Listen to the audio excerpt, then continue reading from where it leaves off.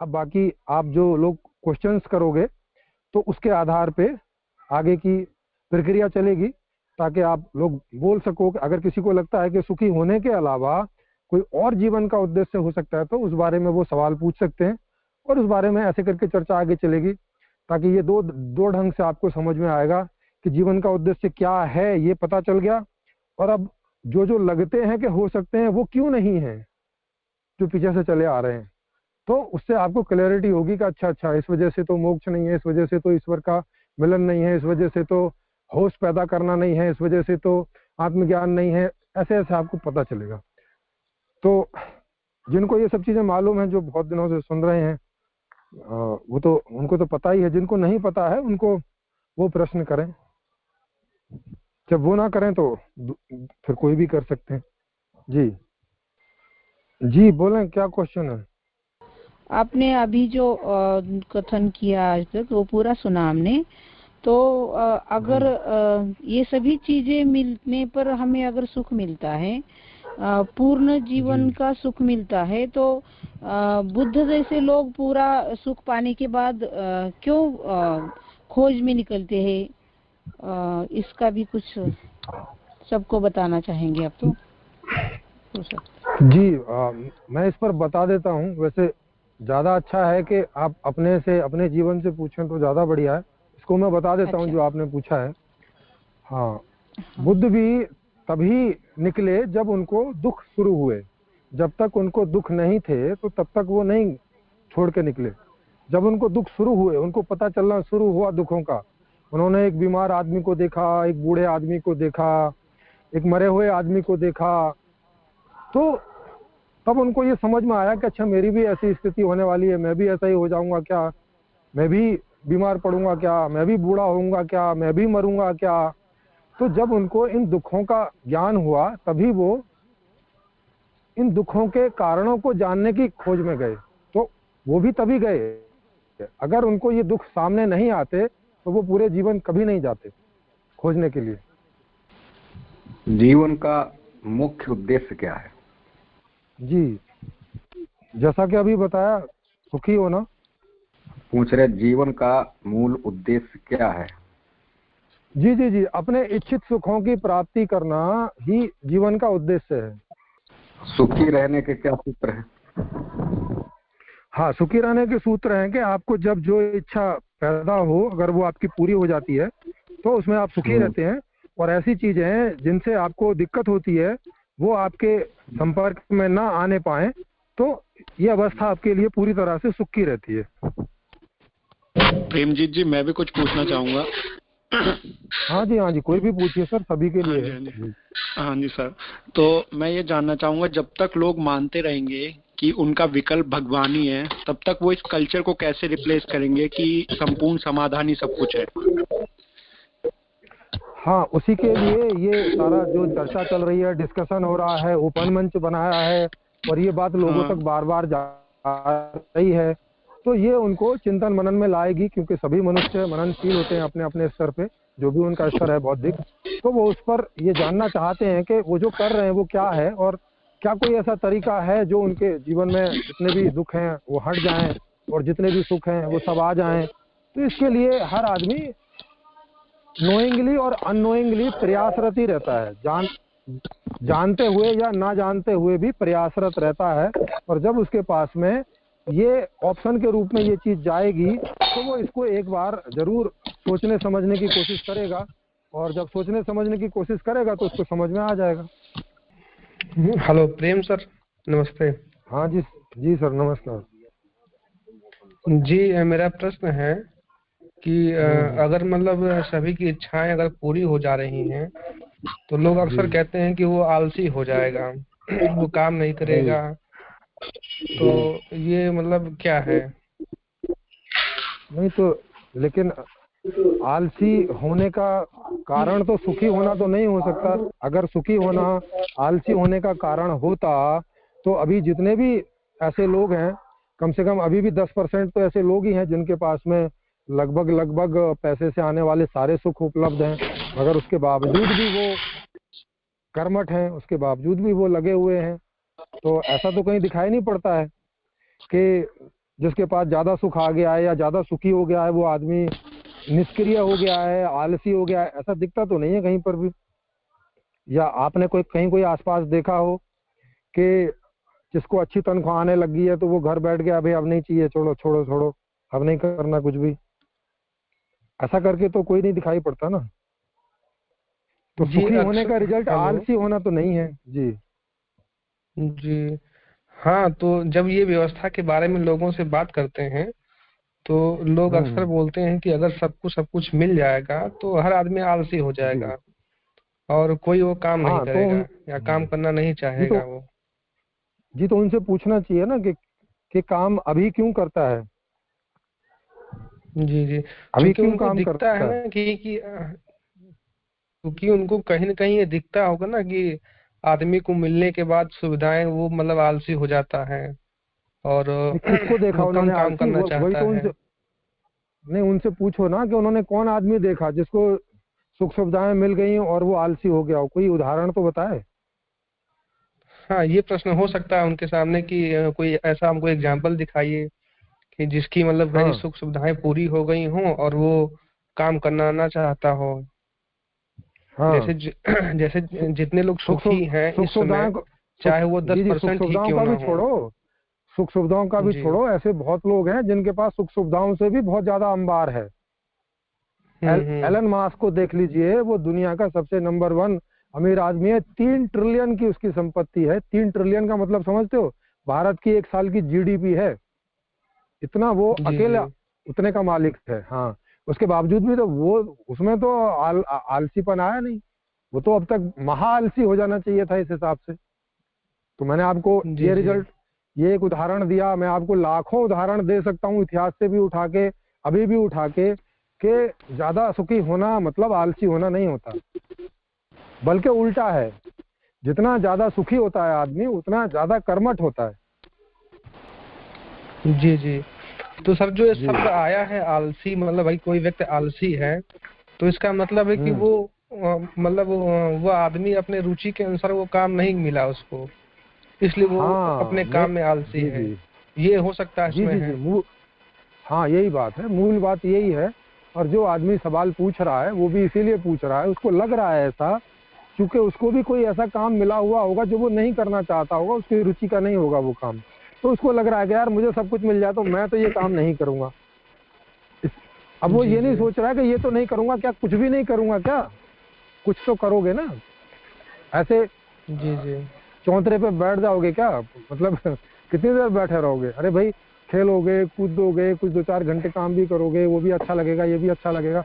तो हर चीज का अपना मजा होता है। जैसे भोगने का मजा है, जैसे ज्ञान करने का मजा है, वैसे ही काम करने का भी अपना मजा होता है। हर आदमी को कुछ ना कुछ करने में अच्छा लगता है, उसको मजा आता है। तो वो व्यवस्था ऐसी होगी, जिस व्यवस्था की हम लोग बात कर रहे हैं, कि जिसमें आपको आपकी रुचि के काम होंगे, आप जो करना चाहते होगे वही आपको जॉब के रूप में मिल जाएगा।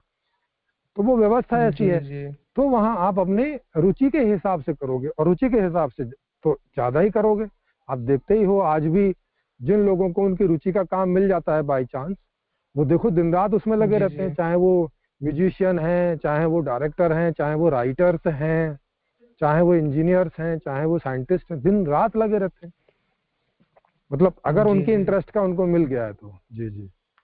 जिनको नहीं मिलता वो भागता है पहले, जल्दी से ऑफिस बंद हो, जल्दी से कुछ हो। तो वो उसकी प्रॉब्लम है, ना कि सुखी होने की प्रॉब्लम नहीं है। तो सर इसका मतलब कि आलसी वही है या जिसमें आलस आ रहा है, इसका मतलब कि उसको अपनी रुचि के अनुसार काम नहीं मिला है, इसका निष्कर्ष जी ये बिल्कुल, निकलता बस है। ये जी बस यही एकमात्र कारण है उसका। जी जी। जैसे लोग जी। अक्सर लोग बोलते हैं कि जो गवर्नमेंट के अधिकारी होते हैं, जो कर्मचारी होते हैं, वो काम नहीं करते हम्म। हैं, बहुत आलसी होते हैं। तो अक्सर जी उन्हीं के जी बारे जी में बात लोग बोलते हैं। हाँ हाँ। तो वो इसीलिए है ना कि उनको उनकी रुचि का काम नहीं है, वो वैसे ही बस पैसे कमाने के लिए कर रहे हैं। अभी सिस्टम है नहीं इस प्रकार का कि आप अपनी रुचि से कोई काम का चुनाव कर सको। तो अभी ज्यादातर लोगों को मजबूरी में काम मिलते हैं। वहां पर भी आप देखोगे एक दो लोगों को उनकी इच्छा, उनकी रुचि वाले ही काम मिल जाते हैं। तो एक दो लोग तो बड़े बड़े कर्मठ होते हैं। तो उन दोनों आदमियों से आप अगर बात करोगे, जो आलसी जैसा बैठा है और जो काफी कर्मठ है, तो आपको दोनों में ये बात पता चलेगी कि उसकी रुचि का काम नहीं है और उसकी रुचि का काम है। ये बात आपको बहुत जोर से मालूम चलेगी। अगर उनसे आप आधा घंटे खोद खोद के चीजें पूछोगे तो आपको समझ में आ जाएगा। हाँ, किन्हीं बच्चों को पढ़ने में मजा आता है, किन्हीं बच्चों को खेलने में मजा आता है, किन्हीं बच्चों को कुछ कुछ करने में मजा आता है। बच्चे भी बहुत सारे तरह के होते हैं, लेकिन कुछ ना कुछ कर ही रहे होते जी हैं, वो जी। ऐसे भोंदू की तरह नहीं बैठते जी। हाँ जी, इसमें एक तो ये भी बात है ना कि जो ऑफिस के अंदर जो काम करते हैं कई बार तो वो उनकी रुचि का भी काम होता है, लेकिन जैसे सुख की हाँ लेने की लिमिट होती है ना, कोई आदमी 4 5 6 घंटे वो रुचि से काम कर सकता है, लेकिन आज की तो सिस्टम जी ऐसी है जी कि जैसे प्राइवेट सेक्टर में तो उसको 12 12 घंटे 15 15 घंटे तक काम कराते हैं। जी तो जी, फिर ये भी वो कारण है, सही कह रहे हैं आप। खत्म हो जाता है, तो फिर हम्म। वहां पे तो फिर वो आलस मतलब ऊर्जा के लिए ही तो वो रेस्ट के मोड पे आ जाता है ना, तो ये हाँ भी हाँ, एक बिल्कुल उसमें। बिल्कुल। जी जी, ये भी एक कारण है कि अब आदमी की ऊर्जा खत्म हो गई और फिर भी उसके काम के घंटे बचे हुए हैं, अब जबरदस्ती उसको करना है, तो वो स्लो स्लो ही करके करेगा। अब कैसे करेगा उसी तरह से? तो ये बात भी सही है कि 4 5 घंटे से ज्यादा का काम नहीं होना चाहिए किसी एक आदमी को। तो अभी तो 8 घंटे और प्राइवेट में तो 12 घंटे जैसे सर बता रहे हैं। तो ये भी एक कारण है कि रुचि हो तब भी ये समस्या खड़ी हो जाती है। कुछ 4 5 घंटे के बाद में आदमी थक जाता है। और ये उदाहरण आपको दिखेगा इंग्लैंड में। पहले 12 12 घंटे काम होता ही था, और उससे भी शायद ज्यादा था, शायद 16 घंटे था या 14 घंटे था, ऐसा करके कुछ काम था। तो किसी को ये बात समझ में आई, उसने अध्ययन किया होगा वर्कर्स का, और उसको समझ में आई कि शुरू शुरू के घंटों में तो वो ठीक काम करते हैं और बाद में तो फिर बहुत स्लो मोशन हो जाता है उनका। तो उसने ये तरीका भी अपनाया कि भाई इनके काम के जो घंटे हैं वो घटाओ। तो जब काम के घंटे घटाए तो लोगों को अच्छा लगा, बोला अब ठीक है, अब काम। और पता चला कि आउटपुट ज्यादा हो गया, ज्यादा पैदा उसमें होने लगी थी, ज्यादा काम होने लग गया था, जबकि काम के घंटे घटा दिए थे। और फिर अभी तो बाद में आप देखते ही हो 8 घंटे हो गए हैं, और अभी भी लोग सोच रहे हैं इस बारे में। जो साइकोलॉजिस्ट हैं, उनकी ये स्टडी है, वो सोच रहे हैं कि अगर इसको और कम किया जाए तो और अच्छा हो सकता है। और चूंकि हमारे पास में इतना सारा काम करने वाले हैं, माने मानव संसाधन है, सब नौकरी के लिए घूम रहे हैं, है नहीं किसी के पास काम। तो एक ही आदमी से 8 घंटे काम क्यों करवा रहे हो भाई? उसको 3 जगह बांट दो, 3 3 घंटे कर दो सबके बीच में, सबको काम भी मिल जाएगा और एक आदमी पे लोड भी नहीं पड़ेगा। तो ये व्यवस्था की बात है बस। हाँ जी प्रेम सर। जी सर। जी जो शरीर है इसी को सुख भोगना है, ये तो ठीक है, कोई दिक्कत जी। नहीं है। लेकिन अगर ये शरीर हमारा हम्म। सही नहीं होगा या सुख भोगने लायक नहीं होगा, या इसमें कुछ बीमारियां होंगी जी या कुछ समस्याएं होंगी, तो दिक्कत होगी ना सुख जी। को भोगने में। सुख रहेगा भी हाँ लेकिन बिल्कुल। हम उसको भोग नहीं पाएंगे। तो हम जी जी अपने बिल्कुल। शरीर को कैसे मतलब सही रख सकें, इसके ऊपर मतलब शिविर होना चाहिए। हाँ देखो, इसको इसको भी एक तरह से समझो कि आपका शरीर अस्वस्थ कब होता है। उन एक्सीडेंट को थोड़ा छोड़ दें जो बाहर से हो जाते हैं कभी। जनरली आप बीमार कैसे पड़ते हैं? बीमार पड़ने का मतलब सिंपल सा रहता है कि आदमी तनाव भरा जिंदगी जीता है। जैसे जैसे बड़ा होता जाता है वैसे वैसे उसको तनाव होते जाते हैं, दुखों की वजह से, क्योंकि उसका जीवन में जो सुख है वो सुनिश्चित नहीं है। ऐसी व्यवस्था नहीं है कि उसको वो निश्चित हो, उसको पता हो कि सुखी आना है, दुख आना नहीं है। तो वो जो चिंताएं डेली डेली उसकी होती जाती है, बढ़ती जाती है, बढ़ती जाती है, तो इसका उसके शरीर पर नेगेटिव असर पड़ता है। उसकी जो इम्यूनिटी है वो कम होने लगती है, उसका डाइजेशन पावर कम होने लगता है, ये सब चीजें उसका होने जी लगती हैं। अपने शरीर पर वो ध्यान नहीं दे पाता, प्रॉपर उसको समय भी नहीं मिलता, तो वो ना नहा पाता है, ना खेल पाता है, खेलने को नहीं जा पाता, अपने परिवार के साथ समय नहीं बिता पाता। समझ रहे हो, उसकी जिंदगी ऐसी हो जाती है, तो उसका तो बीमार होना तय ही है। फिर भी उतना बीमार नहीं होता है, ये बड़ी बात है। इसका मतलब है कि अगर जीवन आप जी उसका जी सुचारू कर दो, सुखी कर दो, तो वो जरा भी बीमार नहीं पड़ेगा। उसकी इम्यूनिटी इतनी अच्छी रहेगी कि ये जो हल्के फुल्के खांसी जुकाम वगैरह वगैरह होते हैं ये भी नहीं होंगे। और बाकी मेडिकल तो है ही सुविधा, जरा सा कुछ होता है तो तुरंत ट्रीटमेंट लीजिए और सही होइए और एंजॉय कीजिए। जी जी। हाँ, ये सही कह रहे हैं कि अगर लोगों को मानसिक तनाव नहीं होगा किसी काम को लेकर या किसी समस्या को लेकर, तो उनका जो इम्यून पावर हाँ अच्छा रहेगा, तो वो बीमार नहीं जी पड़ेंगे। जी जी। हाँ, अब अभी आप उनका देखो ना, अभी जैसे ही बच्चा थोड़ा बड़ा होने लगता है तो सेक्स करने के लिए लड़की नहीं मिलती, लड़का नहीं मिलता, वो तनाव शुरू हो जाता है। पढ़ाई का तनाव, नौकरी नहीं मिलेगी उसका तनाव, ये तनाव, वो तनाव, देश में ये हो रहा है उसका तनाव, गरीब माता पिता हैं ठीक से आपको पोषण नहीं दे पा रहे हैं, आपकी इच्छा की पूर्ति नहीं कर पा रहे हैं, वो सारा तनाव। फिर बड़े हो गए जैसे तैसे करके, कहीं जैसे तैसे सेटलमेंट किया, कहीं नौकरी फोकरी की, कहीं कोई शादी वगैरह की, तो शादी की तो थी इसलिए कि एंजॉय होगा, वहां फिर तनाव, क्योंकि बीवी जी भी जी। उधर से भूखी आई है और पति भी इधर से भूखा ही है, मतलब गरीबी में दोनों की गाड़ी चल रही है, तो वहां वो एक दूसरे से मांग करेंगे, जो भी वो इच्छा रखते होंगे अपने अंदर वो सब पूरी नहीं होंगी, उनसे तनाव, मतलब तनाव का एक ऐसा दरिया जैसे निकलने लगता है कि वो लगातार जीवन में बने रहता है खराब व्यवस्था के जी कारण। जी। तो अब लगातार आप खराब व्यवस्था में के तनाव में रहेंगे, फिर भी आप 70-80 साल तक जिंदगी जी ले रहे हैं। आप सोचो ये कितनी बड़ी बात है। इसका मतलब है कि अगर आप बहुत बढ़िया से जिंदगी आपकी चलेगी तो महाराज आप 150 साल तक, 200 साल तक बड़े आराम से जियोगे।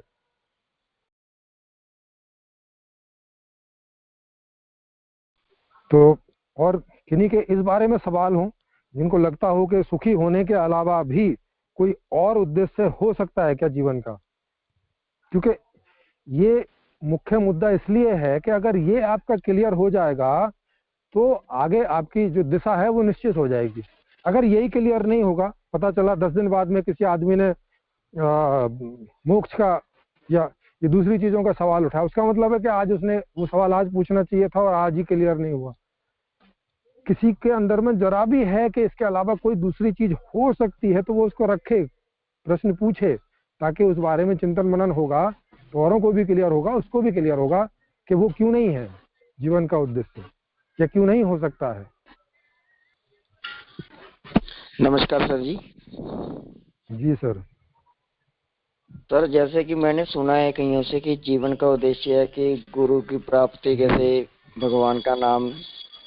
हाँ जी, तो इसमें क्या सच्चाई क्या है? ऐसे यही है कि जीवन इसीलिए हमें मिलता है कि हमें मोक्ष प्राप्त करने के लिए, भगवान की प्राप्ति मिलने के लिए होती है। जी जी। तो इसको इस पर देखें, इस पर चिंतन मनन करके देखें क्या होता है। देखो, भगवान की प्राप्ति का मतलब हो गया कि भगवान कहीं और रहता है और उससे आप जाके मिलोगे। तो सीधी सी बात है कि जन्म होने के पहले वहीं से ना आए होगे। कहाँ से आए होगे आप? ईश्वर के पास से ही तो आए होगे। अगर कहीं ईश्वर होता होगा जिसने ये दुनिया बनाई होगी तो उसी ने ना आपको बनाया होगा, तो आप उसी से तो आ रहे हो। Yes sir. तो उसको पाके क्या करोगे? अगर उसको ही पाना था तो वो तो अपने पास आपको बना के अपने पास ही रख लेता ना। यहाँ काय के लिए भेजता? इस दुनिया में क्या करने भेजता? अगर उसको आपको अपने आप को ही पवाना था, आपके अंदर ऐसा कोई एम उसने अगर भरा, तो फिर यहाँ आके आप तो ईश्वर की तरफ ही दौड़ लगा रहे होते ना। सुखों की तरफ क्यों जा रहे होते या दुखों से बचने का प्रयास क्यों कर रहे होते? वो तो एम आपके अंदर होना ही नहीं चाहिए था फिर। तो ये बात तो एकदम अतार्किक हो जाती है। मतलब ये तो ऐसे हो जाएगा जैसे मैं आपको बॉम्बे भेजूं इस बात के लिए कि आप देहरादून से कुछ ले आओ। अब बॉम्बे जाओगे तो देहरादून से कैसे कुछ लाओगे ये बताओ? देहरादून से तो तभी कुछ ला सकते हो ना जब देहरादून जाओ।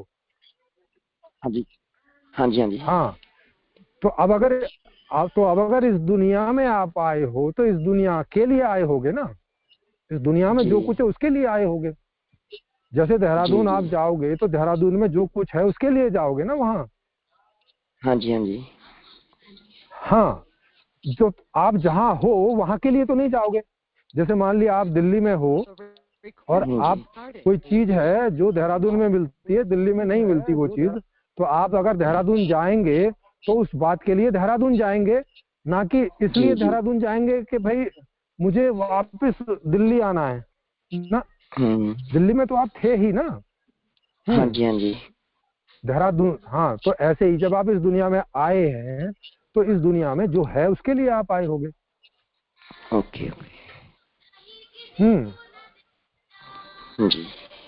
और अगर ईश्वर को पाने की बात होती तो ये बात आपके अंदर होती ना, ये बात हाँ किसी जी, को हाँ जी। आपको बताने की जरूरत थोड़ी होती। जी जी बिल्कुल। जी जी sir, thank you sir. Okay sir. जी प्रेम सर। जी सर। जी अक्सर हम लोग देखते हैं, या मैं देखता हूँ कि अगर कोई ईश्वर की कल्पना भी कर रहा है तो वो सुख के लिए करता है, या तो वो किसी दुख में होता है, बिल्कुल। या तो अपने सुख को हाँ। मेंटेन करने के लिए उसको याद करता है अक्सर। जी जी बिल्कुल बिल्कुल। देखो यही तो ये लोग बता रहे हैं। देखो जब आप आम आदमी तो दुखी होके किसी के पास जाता है, जब भी वो किसी महात्मा के पास जाता है या किसी पादरी के पास या मौलवी के पास जाता है, तो वो उसके पास तब जाता है जब उसे कोई अड़चन आती है, कोई दुख आता है, कुछ आता है, तो वो उसके पास जाता है कि भाई मैं दुखी हूँ, उसका क्या करें। तो अब सामने वाला बोलता है कि देखो भाई तुम्हारे दुख का कारण ये है कि तुम्हें भगवान नहीं मिला। अब ये कौन बता रहा है उसको? ये कोई आदमी बता रहा है उसी के जैसा उसको कि भाई देखो भगवान से मिल लो। तो भगवान तो परम ऐश्वर्यशाली है, अल्लाह ताला तो परम ऐश्वर्यशाली है, उसी ने तो ये दुनिया बनाई है, उसके पास तो सब कुछ है, मांग लो उससे मिल जाएगा आपको। उसको भी लगता है बात तो सही है भाई, जिसने इतनी बड़ी दुनिया बनाई है उसके पास क्या कमी होगी। तो यहाँ से प्रार्थना शुरू हो जाती है। अब वो मांगने लगता है कि भाई हे अल्लाह ताला, हे ईश्वर, हे जीसस, भाई तुम तो कुछ भी दे सकते हो, भाई दे दो जरा 2-4-10-20 करोड़ रुपए कुछ कर दो भाई इधर हल्के। तो ऐसे करके प्रार्थनाएं शुरू हो जाती हैं। फिर कोई समझाता है ना ना भाई पैसे से सुख नहीं होता। तो कैसे होता है? अरे देख ना अंबानी को, देख कैसा मारा मारा फिरता है। वो उसके उन चीजों को दिखाएगा जिन चीजों में वो दुखी है, कि उसके ऊपर कभी टैक्स का रेट पड़ गया, कभी विपक्षी पार्टी आ गई तो उसके ऊपर रेट डाल दिया, ये कर दिया, वो कर दिया। और तो वो उसकी उन चीजों को हाईलाइट करेगा जिन चीजों में वो दुखी है, जो चीजें उसको नहीं है प्राप्त, व्यवस्था की कमी के कारण, दूसरी कमियों के कारण। तो बताता देख वो तो सुखी है नहीं है। अच्छा तो क्या करें महाराज, हमारे दुख का क्या कारण है? बोले दुख का ये कारण है कि तुम गलत दिशा में भागे जा रहे हो भाई, ईश्वर की प्राप्ति करो। बोले अच्छा ईश्वर की प्राप्ति करें, चलो ठीक है, क्या करना होगा उसके लिए? बोले बस 10% तो आपको आश्रम में देना होगा। अरे भाई 10% आश्रम में क्यों देना होगा? अभी तो आप बता रहे थे कि पैसे से तो कुछ नहीं होता है, आप क्यों पैसे मांग रहे हो?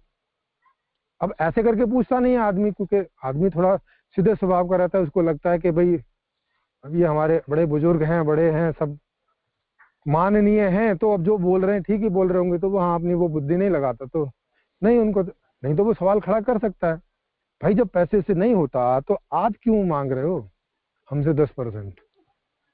आपने तो ईश्वर प्राप्त कर लिया ना, आपकी तो बात खत्म हो गई। अब आप क्या कर रहे हो यहाँ? आप तो यहाँ हो भी क्यों? आपने ईश्वर की प्राप्ति कर ली, अब आप इधर क्या कर रहे हो ये बताओ? इधर का मतलब इस दुनिया में क्या कर रहे हो? आपको तो चले जाना चाहिए, आपका तो काम हो गया। जी। अब वो बोलेगा नहीं मुझे करुणा पैदा हुई, मैं तुम्हारे दुखों के लिए रुक गया। अच्छा भाई इतनी हिम्मत काहे के लिए कर ली तुमने? तुम हमारे दुखों के लिए रुक जाओगे, मैं दूसरे के दुखों के लिए रुक जाऊंगा, वो अगले वाले के दुखों के लिए रुक, फिर तो सारे इधर ही रुके रहेंगे पाके भी, फिर मतलब क्या हुआ? जी भाई मतलब क्या हुआ फिर पाने का? हाँ तो ये ऐसे करके सारी फोर्जरी टाइप की चीजें चलती रहती हैं। सबकी नजर रहती है पैसे पर ही, सबकी नजर रहती है संसाधनों पर ही, सबकी नजर रहती है सुखों पर ही। वो मुल्ला, वो मौलवी, वो पंडित, वो बाबा, उसकी इसी बात पर नजर है कि आप उसको दक्षिणा में या दान में क्या देने वाले हैं। आप जिस तरह का दान देंगे उसको, उसका व्यवहार अपनी तरफ उसी तरह का पाएंगे। अगर आप लाख लाख की गड्डियां निकाल रहे हो, महाराज वो आपको बहुत बढ़िया वाला वो देगा कमरा, फर्स्ट क्लास वाला। अभी वो भूल जाएगा कि इन सुखों से कुछ नहीं होता है। जब अंबानी आएगा किसी आश्रम में तो उसको आश्रम का सबसे बढ़िया वाला जो कमरा है वो मिलेगा। क्यों मिलेगा भाई? जी जी भाई जब उसके अंबानी के पास तो तुम्हारे कमरों से बढ़िया कमरे ऑलरेडी हैं, जब उसको उसमें सुख नहीं मिल रहा तो तुम्हारे कमरे में क्या सुख मिलने वाला है? दो नॉर्मल सा कमरा, बल्कि सबसे घटिया वाला दो उसको। लेकिन ऐसा तो होता नहीं। वो 10,000 के पर डे के रूम में जाके क्यों रहता है, झोपड़ी में क्यों नहीं रहता? अगर इन चीजों से सुख सुविधाएं नहीं मिलती तो क्यों रहता है बताइए? ये लोग भी महंगी महंगी गाड़ियों से क्यों चलते हैं, साधु लोग भी? तो जी। मतलब उनकी कथनी और करनी को अगर आप देखोगे, चेक करोगे, उनसे सवाल पूछोगे तो ये बात समझ में आ जाएगी आपके कि वहां पर भी वो भी सुखों के लिए ही लालायित हैं। बस वो एक तरह का उनका अपना तरीका है, धंधा बन गया है तो अपना चल रही है गाड़ी। भाई क्या करे, अब वो भी व्यवस्था की प्रॉब्लम है। सर जी, लेकिन दान धर्म करना जरूरी नहीं है क्या? जी हाँ, अब आप देखो दान धर्म को लेते हैं कि दान धर्म करना क्यों जरूरी होता है। भाई दान तो तभी करना जरूरी होगा ना जब कोई भिखारी होगा। नहीं, हम लोग भिखारी मंदिर का में भी कर मतलब सकते हैं, इसे हाँ भी हाँ, दे तो सकते मंदिर हैं, में भी तो जीर्णोद्धार के लिए दे सकते हैं। जी जी जी जी बिल्कुल बिल्कुल। मंदिर में भी तो तभी तो होगा ना जब मंदिर में जो पुजारी है उसको आपका धन चाहिए होगा। अगर आपका धन उसको नहीं चाहिए तो फिर किसको दे पाओगे? हम अपने मन से भी दे सकते हो ना, दान धर्म से भी नहीं, पुण्य तो किसको आता है ना। नहीं, जो नहीं, अपना किसको पगार में से दोगे? थोड़ा हिस्सा निकाल के देंगे मंदिर में या किसी गरीब हाँ लोगों को, अपने हाँ उसका हाँ तो पुण्य तो हो सकता है ना, दान धर्म तो दे सकते हैं ना हाँ हम लोग। हाँ हाँ हाँ, वही तो पूछ रहा हूँ कि आपसे दान जो लेगा वो इसीलिए ले रहा है ना कि उसके पास कम है, नहीं है, इसीलिए तो आपसे ले रहा है वो। अगर वो लेकिन आपसे वो लोग ना ले, मांगते नहीं है, नहीं सर, नहीं सर, वो मांगते नहीं है, हम अपनी खुशी से दे रहे हैं कि जो हमारी पगार नहीं है, जो नहीं हमारी तनख्वाह है, उसमें से हम 10 पैसा हम लोग दान धर्म कर सकते हैं ना, तो उससे भी थोड़ा नहीं नहीं बहुत मैं पुण्य मिल सकता है कि नहीं हमें? हाँ वही तो पूछ रहा हूँ, आपको जैसे क्या पुण्य मिलेगा? हाँ। आपने 1,00,000 रुपए मुझे दे दिए, इस बात से आपको क्या पुण्य मिलने वाला है बताओ? मैं मंदिर की बात कर रही हूँ, जो भगवान के लिए मंदिर हाँ की बात कर हाँ रही हूँ। अच्छा ठीक है, तनख्वाह मैंने पे एक अल्लाह सब मंदिर बोलते हैं कि थोड़ा खैर तुम दान धर्म अच्छा करो, कुछ गरीब बन को अच्छा दो, ठीक है, मंदिर में कुछ जगह दान करो, किसके लिए जी कुछ जी जरूरी ठीक है, है तो मैंने एक बाबा दे सकते हैं। हाँ, जी जी तो वो मैंने एक तो हम मंदिर लोग बना कर रखा सकते है। हैं ना। हाँ। जी जी जी मैंने एक मंदिर बना रखा है, उसके लिए आप 1,00,000 रुपए दान कर देंगे, इससे आपको क्या पुण्य मिलेगा? मतलब इसके बदले क्या चाहिए आपको? नहीं, मुझे कुछ नहीं चाहिए, मेरा मन को शांति हो जाएगी कि मेरे पास पैसा था, मैं मंदिर के लिए दान धर्म कर दिया, बस हो गया, बस खत्म। हाँ देखो देखो आपके मुझे मन को अपेक्षा नहीं शांति है मिलेगी। कुछ, हाँ, मन की शांति हाँ के लिए मैं दूंगी। जी मुझे चाहिए कुछ भी हाँ हाँ नहीं, जी नाम जी भी नहीं चाहिए मुझे, नाम भी नहीं पूछना है मेरा, लेकिन मेरे को देना हाँ है, हाँ मेरी मन से ही देना जी है। जी मन हाँ, जी जी मन की जी शांति मन के की लिए मुझे शांति देना चाहिए है। ना। हाँ हाँ हाँ हाँ, हाँ। तो अब ये आपके मन में अशांति कैसे हुई? क्योंकि अशांति होगी तभी ना शांति की खोज करोगे। भाई नहीं, मेरे बीमार पास पड़ोगे है तभी पैसा तो ज्यादा, दवाई अभी खाओगे। नहीं पैसा है मेरे पास ज्यादा, लेकिन कहाँ रखूँ? तो मैं मंदिर में दान धर्म कर दूंगी, किसी गरीब को देंगी, किसी आश्रम में दे दूंगी, मेरा मन शांत हो जाएगा। हाँ चलो, सत्कार में मेरा पैसा हाँ लग गया। हाँ हाँ, ये तो बराबर है। इसका मतलब आप जी जी इसका मतलब आप कह रही हैं कि आपके पास ज्यादा पैसा हो गया है, इस बात से आपके हाँ मन में अशांति हो गई है, और जब तक आप उसको हाँ कहीं दे नहीं देंगी आपको शांति नहीं होगी, ऐसा? हाँ, ठीक तरह से जगह पहुंच जाएंगे ना तो अच्छा है ना, अपने जीते जी हम नहीं लोग दे नहीं देंगे तो अच्छा है। देखो अभी तो आपसे पूछा मैंने कि आप वो जो दान दे रही हैं वो किस लिए दे रही हैं? अपनी शांति प्राप्त हाँ, करने के लिए शांति दे के रही लिए, हैं या हाँ पैसा सही जगह पहुंच हाँ। जाए इस बात के लिए दे रही? किस बात के लिए दे रही हैं नहीं, हाँ, मन शांति पहले के तो लिए। क्लियर कीजिए। अच्छा, हाँ हाँ, मन हाँ, तो शांति मन के की लिए। शांति की बात है। हाँ, तो इसका हाँ मतलब हाँ है कि जब पैसा आपके पास ज्यादा था तो उससे आपको हाँ अशांति हो रही थी, इसका मतलब ये हुआ ना। हाँ, बराबर। हाँ, तो इसका मतलब हाँ है कि आपके पास पैसा फालतू रहा होगा जितना आपको नहीं हाँ चाहिए। हाँ तो आपके पास ज्यादा पैसा आया क्यों? ये तो व्यवस्था की गड़बड़ी है ना। वो वाला पैसा नहीं, जाना ही तो वहां मेरे चाहिए था मैंने जहाँ उसकी जरूरत थी। नहीं जी वो तो मैंने मेरी मेहनत से कमाया है। अभी मेरी उम्र हो गई, अभी ना, मुझे किसको देना नहीं नहीं, तो मैं मंदिर में चार जगह दान धर्म कर दूंगी, तो नहीं मैं नहीं जाने के, मुझे ऊपर जाने का बुलावा आएगा तो मैं शांति से जा सकती कि चलो मेरा पैसा सत्कार नहीं लग गया है सब जगह में, अभी मेरे को टेंशन नहीं नहीं है शांति किसका से, भी। ऐसे भी मैं कर सकती हूँ ना। नहीं नहीं नहीं, देखो वो तो आपके पैसे बैंक में भी रहेंगे तब भी आप शांति से चले जाओगे, तब आपको कौन अशांत कर रहा है बैठा के। ये तो हम बातचीत कर रहे हैं ये जानने के लिए कि एक्चुअल में हो क्या रहा है। जब आप दान देने की बात कर रहे हो तो आप हाँ दान दे रहे हो इसलिए कि आपको लग रहा है कि उससे आपके मन को शांति मिलेगी, क्योंकि आपके मन को कोई अशांति हो रखी है। तो पहले ये तो जान लें कि आपकी मन की अशांति का कारण क्या है। क्या पैसा आपकी मन अच्छा की अशांति का कारण था? नहीं। क्या पैसा, हाँ, तो जब पैसा आपकी हाँ, मन की अशांति का कारण नहीं था तो पैसा दे के शांति कैसे मिल जाएगी जब कारण का निवारण तो हुआ ही नहीं। आपकी मन की अशांति का जो कारण था उसका इलाज करोगे तब ना आपकी मन की अशांति दूर होगी। किसी को पैसा देने से आपकी मन की शांति कैसे आ जाएगी? बराबर, वो भी बात सही है। हाँ, फिर आप अपना सारा घर बेच बाच के मुझे दे दो या किसी मंदिर में दे दो, इससे आपको शांति क्यों आने लगी? पैसे के बदले शांति मिलती है क्या? नहीं, वो भी बात सही है। फिर तो ये मानसिक शांति हाँ कैसे तो मनाएंगे, कैसे मिले? हाँ, तो पहले ये देखो कि मन की हाँ अशांति क्यों हो रही है। जिस कारण से हो रही है उस कारण को वो दूर दूर। करना है। उस कारण को दूर कर देंगे तो मन की अशांति दूर हो जाएगी। अच्छा जैसे तो आपको हाँ आपको कोरोना की बीमारी हो गई मान लिया, हाँ हाँ हाँ तो कोरोना का इलाज कराने जाओगे ना, बरोबर। कैंसर का इलाज कराने थोड़ी जाओगे। नहीं, सही बात है। हाँ, तो जो बीमारी है उसका इलाज कराना है। तो मान ली कोरोना की बीमारी है तो कोरोना की वैक्सीन लेनी है जाके भाई, या उसका जो भी सही इलाज होता है वो इलाज करवा लेना, ठीक हो जाएंगे।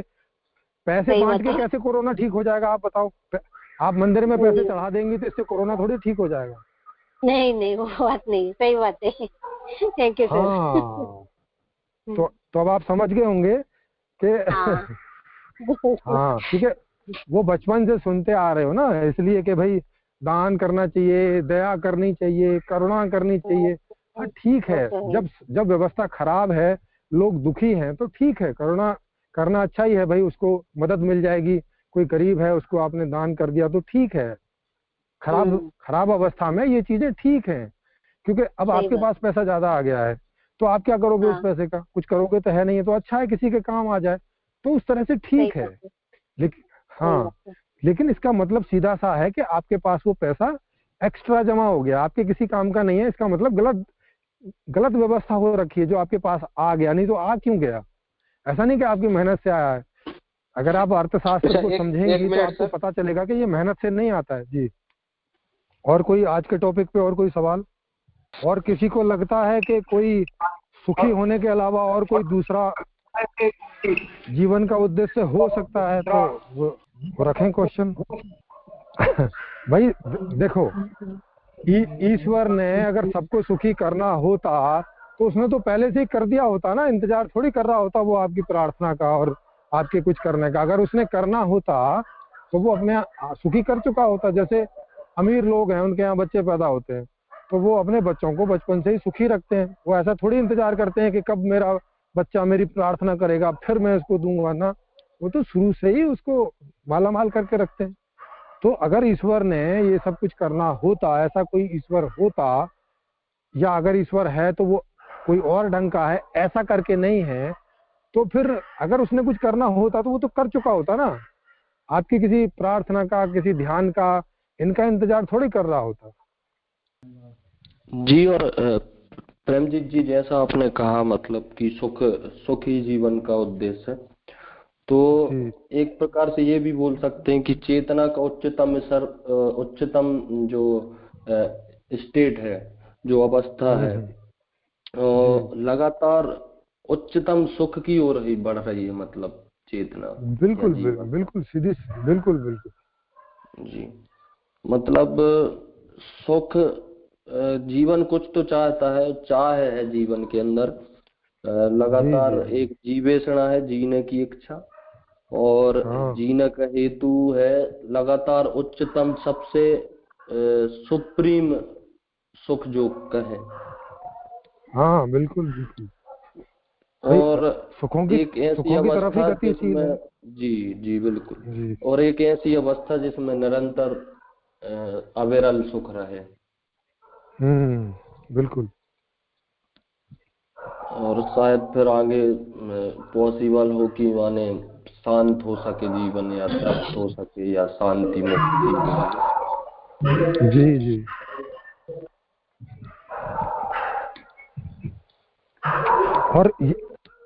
और यही तो सब प्रयास करते हैं कि उनके जीवन में दुख कम होते चले जाएं या दुख बिल्कुल ना आए और सुख सदा बने रहें। इसी का तो प्रयास करते हैं सब, सुबह से लेके शाम तक, शाम से लेके सुबह तक, इसी का तो प्रयास चलता है सब। जी लगातार। इसके अलावा कुछ और करता है क्या आदमी? जी जी बिल्कुल। इसमें एक सवाल और आते हैं, जैसे लोग पूछते हैं कि लोग जब मतलब ऐसे इतना कम काम करेंगे तो लोग मतलब बीमार पड़ जाएंगे। तो जैसे मतलब अभी जो चेतना है अपने विषय वस्तु भोग की, जो उसकी इच्छा है वो अपनी उच्चतम इसको वो उच्चतम शिखर पे है, और वो अपनी जो जिस बॉडी में वो रह रही है उस शरीर को भी सुखी होने के लिए वो भी उसको ढूंढ रही है। तो जैसे मान लीजिए कल ट्रैक्टर ही ऐसी आ जाएंगे, मतलब उसको भी वो सुखी करना चाह रही है, और जितना ही वो सुखी होगी उतनी ही चेतना और एक्टिव होगी, उतनी चेतना भी सुदृढ़ होती चली जाएगी। उतना जितनी चेतना सुदृढ़ होगी उसके आधार पर उसका शरीर भी उतना सुदृढ़ होगा। हाँ तो उसी हिसाब के तो म्यूटेशन रहेंगे ना भाई। देखो आप अगर दुखों में रहेंगे तो दुखों वाले म्यूटेशन होंगे, बीमारियां होंगी, एक पीढ़ी से दूसरी पीढ़ी में बीमारियां जाएंगी, तनाव जाएंगे, ये सब चीजें जाएंगी। जब आप सुखी होंगे तो एक पीढ़ी से दूसरी पीढ़ी में सुख जाएगा, ज्ञान जाएगा, ये सब चीजें जाएंगी। तो आपके वैसे ही वाले म्यूटेशन होंगे, अच्छे वाले। बीमारियों में बुरे वाले म्यूटेशन होते हैं। तो आपकी पीढ़ी दर पीढ़ी और हैंडसम होती जाएगी, सुधरती जाएगी, और सुंदर होती जाएगी, और युवा होती जाएगी, और शक्ति संपन्न होती जाएगी, और लंबी आयु की होती जाएगी, तो बढ़ता जाएगा। और जैसे सर जैव विकास का सिद्धांत है, अनुकूलन का सिद्धांत है।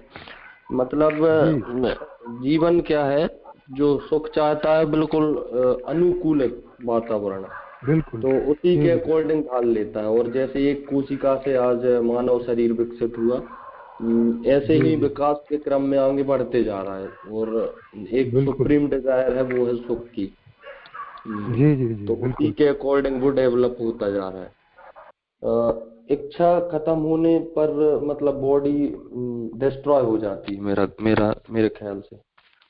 हाँ क्योंकि जब तक इच्छा है खत्म, जीवन खत्म। जी बिल्कुल। जी बिल्कुल। जीवन और इच्छा एक ही बात है। बिल्कुल। इच्छा मानेगा है ना। जी बिल्कुल भाई। आपके अंदर से इच्छा हट जाएगी तो आपके अंदर कोई गति थोड़ी होगी। जो आप सारी गति अभी करते हैं उठने के बाद में, वो सारी गतियां थोड़ी होंगी। वो तो सब बंद हो जाएंगी गतियां। आप ना आंख खोलोगे, ना कान से कुछ सुनोगे, ना नाक से कुछ सूंघोगे, क्योंकि आप काहे के लिए, जब इच्छा नहीं है तो जितनी भी आपकी ऐच्छिक गतिविधियां होती हैं वो सारी बंद हो जाएंगी। सारी बंद हो जाएंगी तो पड़े पड़े आप सड़ जाओगे थोड़ी सी देर में। बिल्कुल। आप एक आदमी को बेड पे 4, 6, 10 दिन एक ही करवट लिटा दो तो सड़ जाएगा नीचे से सारा, उसको बेड सोर हो जाएंगे, मर जाएगा कुछ ही दिनों में। जी, वो सरवाइव ही नहीं करेगा। और मतलब भी कोई नहीं है सरवाइव करने का। जब कोई इच्छा नहीं है तो करना क्या है। किन्हीं को जरा भी कोई शक सुबह हो तो वो अपना क्वेश्चन करे, बाद में भी कर सकते हैं, लेकिन आज तो पर्टिकुलर इसी का दिन है।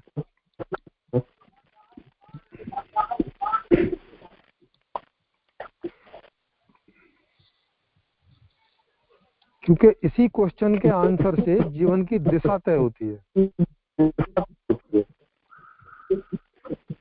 जीवन का उद्देश्य क्या है, इसके आंसर से ही जीवन की दिशा तय होती है। फिर उसी हिसाब से आप प्लानिंग कर सकते हैं, एजुकेशन की प्लानिंग कर सकते हैं, एजुकेशन में क्या हो उसकी प्लानिंग कर सकते हैं, कैसे हो उसकी प्लानिंग कर सकते हैं, उसके लिए अर्थशास्त्र कैसा हो इसकी प्लानिंग कर सकते हैं। माने पूरी व्यवस्था एक प्लानिंग ही है और तो कुछ है नहीं। तो वो तभी कर सकते हैं जब आपको मालूम हो कि क्या करना है, क्या चाहिए, हम पूरे समाज को आखिर क्या चाहिए, तो भाई ये चाहिए तो अच्छा ये काय से बनता है, ऐसे ऐसे बनता है, ऐसे करके पूरी व्यवस्था सेट होती है। आप उस संपूर्ण समाधान किताब को पढ़ेंगे तो आपको समझ में आ जाएगा, पढ़ते पढ़ते समझ में आ जाएगा कि ये ऐसे डिजाइन क्यों करी है।